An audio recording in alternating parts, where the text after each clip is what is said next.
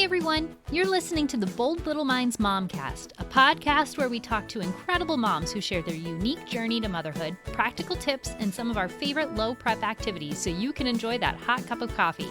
I'm your host, Krissy. I'm a mom of 2 boys. I'm glad you're here with us, so pop in your earbuds and let's have some fun.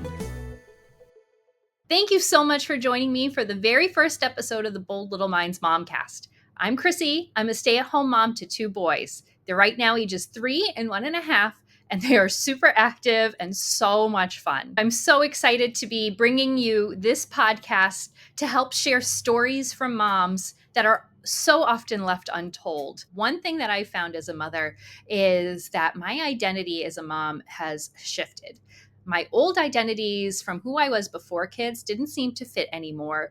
I'm a new person with new priorities and new passions. I just don't know exactly what they are yet. I'm still exploring them, and I probably will be as my kids keep growing and everything keeps shifting. But I have a story to tell, and so does every mother. You have a story of who you were, who you are, who you're becoming. We have a lot to process and to think about, but we don't have the space to do that outside of therapy. And therapy can be really out of reach for a lot of moms because of scheduling a time to do that. Even setting up play dates, it's not about you, especially at this age with young kids. I feel like every single play date I go on, I'm just spent doing head counts. Where's this one? Where's that one? Are you about to jump off the slide again? Don't leave the playground. My 3-year-old is an escape artist and he knows how to use every lock. So I just have my eyes on him all the time to make sure he's not actually leaving the space that we're in. So I don't spend my time talking when I'm out with other mothers. I maybe get in a few words here and there, but that's about it. I'm not sharing my experience. I'm not sharing my story. We're not finding this solidarity and camaraderie with each other that we are both craving. Even when I'm in larger group gatherings and there's a lot of eyes on my kids, I'm finding that the conversation is about my kids. It's not about me as a mom. It's not about me as a person. It's about the kids. How are the kids? What's going on with them? Maybe even what have you done with them lately, or what are you doing? But it's not about what's going on with me. And that's a big shift when you become a mom, is losing your individualism and not having that sense of being a person anymore. I was just a mom, not a person. And wow, that hit hard. I would leave gatherings at parties, wherever I was, feeling more alone than I did when I got there. Eventually, I went to a birthday party for one of my friends, and for one reason or another, the kids weren't going to come with me. It was a busy weekend and they were melting down from all of the socialization and missed naps. So my husband said, I'm going to stay home with them. You go. So I went and I spent some time with my high school friends and we laughed. I was funny again. I couldn't believe it. I didn't even remember I could be funny. They were asking questions about me, but not just me, but other parts of my identity.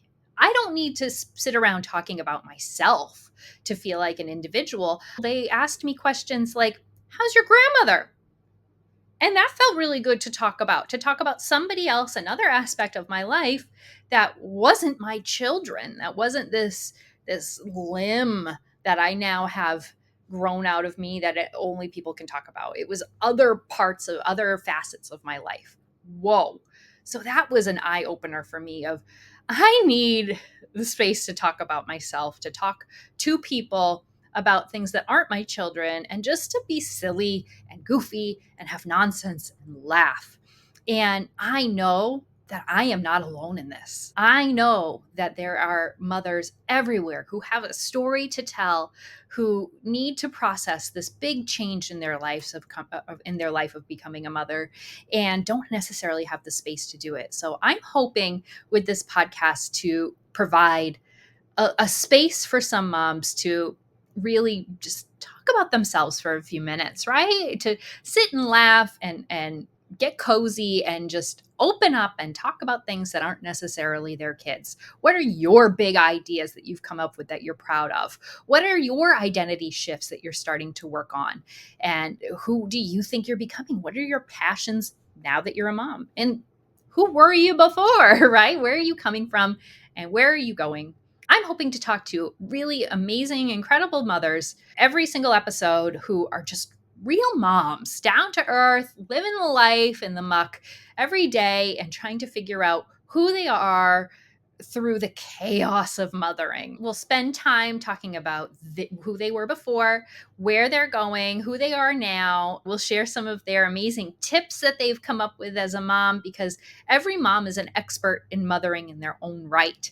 And we have some really incredible aha moments and tips that deserve to be shared and celebrated. Who doesn't have that piece of unsolicited advice that they're just dying to share with the world, right? I want to share those things with you. I want us to feel like we are superheroes, providing you with some tools that can help make your life as a mom easier. I want us to spend some time looking at some scenarios and giving some advice to people, really owning this part of our life. I really want us to take this shift of being moms from being I'm just a mom to, man, I am an expert in this field. I have a lot of experience, and that is worth something, and people want to hear it. I want to give people that voice and that opportunity. I started my Instagram page when my youngest was a few months old, and I was finding I needed something else to round out my identity. I was having a hard time feeling isolated and feeling like I wasn't much else other than a mom. I had a really young toddler and a baby who was nursing full time, and I wasn't able to leave the house very much. My youngest, when he was little, before he was about 10 months old, he was just a screamer in the car. It was brutal. He would just get in the car and scream and scream and scream, to the point where it wasn't even safe for me to go. It was anything from a 10-minute ride to an hour-long ride. He would scream for so long that you would think, oh, he is going to fall asleep anytime now, and he just wouldn't. So I was stuck at home. It wasn't healthy for me to leave. It wasn't worth it for the mental health. However, I felt so isolated. So I decided to join social media to try to build a community and reach out to people in that way. And it was such an amazing tool to have.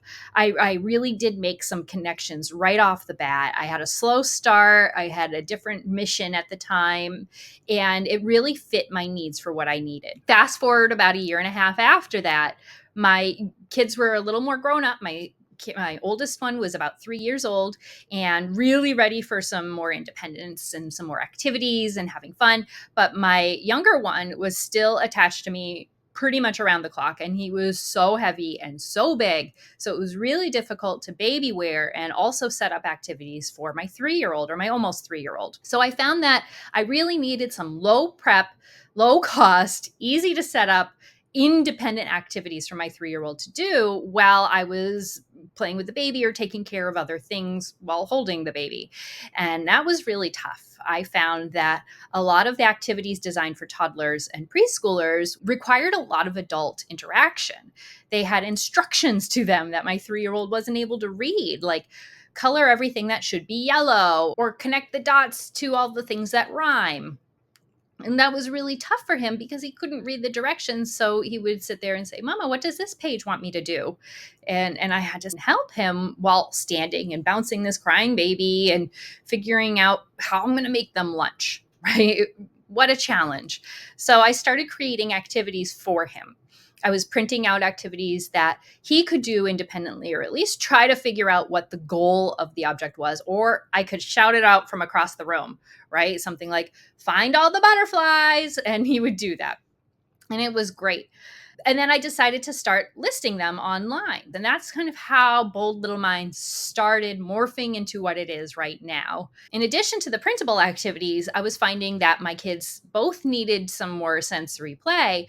I just didn't have the time and energy to dedicate to creating these really elaborate bins. Both of my kids are mouthers. They put everything in their mouth. I couldn't dye some rice or put in a bunch of beans into a container because they would eat everything. So chocobos were a big no.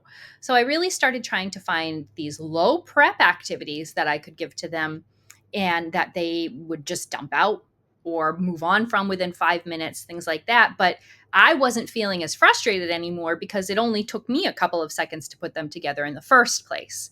So I was protecting my mental health while also providing some really rich opportunities for them. And what I found as that was progressing was their stamina in play was increasing.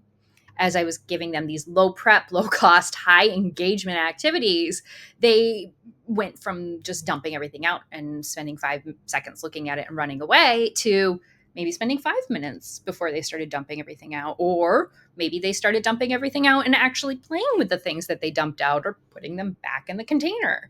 It was pretty amazing to see. So I started sharing these activities that your child who dumps everything out and eats everything can participate in, and that you aren't going to lose your mind creating. One of my most viral reels so far was inspired by my frustration with chalk paint. I was spending not too much time, but enough time making chalk paint for my kids and bringing it outside. And my 3-year-old was loving it.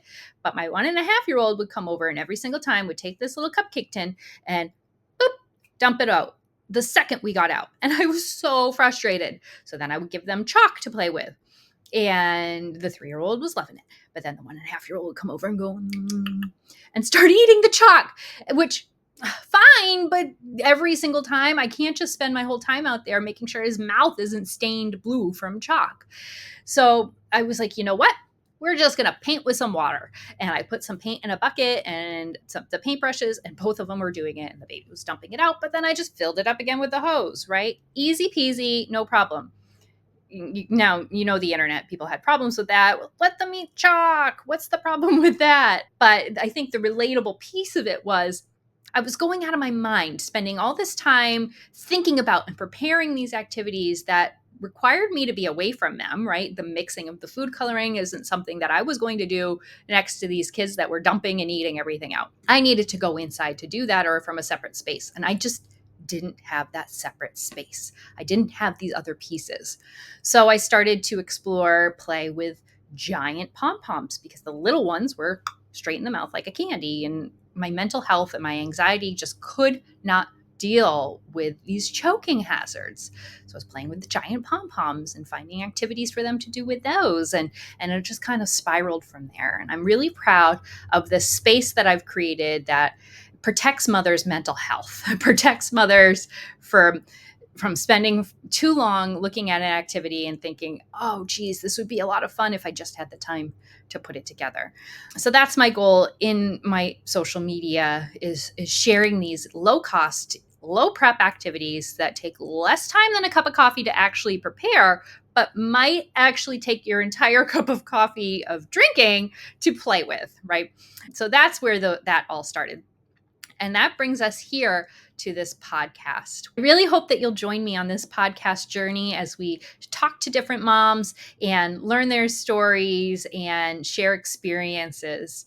If you're interested in sharing your story, please send me an email, boldlittleminds@gmail.com. I'd love for you to follow me on social media. I'm Bold Little Minds on every platform under the sun. And I hope that you subscribe to this podcast so you can join me on this journey. You can find this podcast pretty much anywhere that podcasts are. I would love your feedback. Please reach out to me on social media or email me with some suggestions or ideas that you might have, because again, you have a unique experience that everyone can learn from. Everyone would benefit from hearing. And I'd love to hear from you as well. Thank you for your time and listening, and I really look forward to sharing this experience with you. See you next time.